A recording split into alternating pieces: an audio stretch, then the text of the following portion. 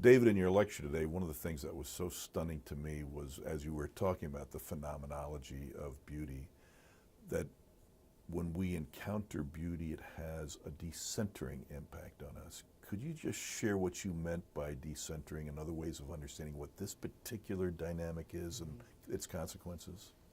Yeah, when we encounter beauty in the world, and this gets argued by different theorists from the mystic Simone Weil to Iris Murdoch, but that when we encounter an experience of beauty, when we encounter beauty in the world,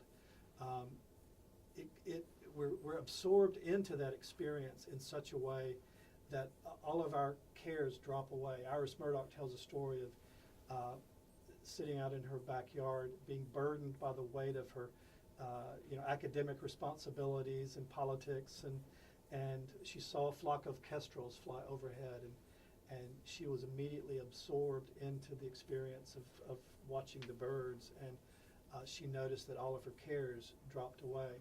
And this is sort of a almost simplistic example, but I think it does describe adequately the experience of beauty, that when we encounter beauty, it's almost like it relativizes everything else. And it becomes a promise, a tacit promise of hope and happiness that is to come. And so I think the decentering moment is important, especially it's not hard for Christians to make sense of decentering. We use other language of kenosis and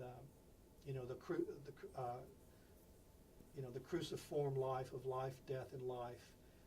Is all of those concepts are key for Christians, but an aestheticist would talk about decentering as the essential moment of engaging beauty.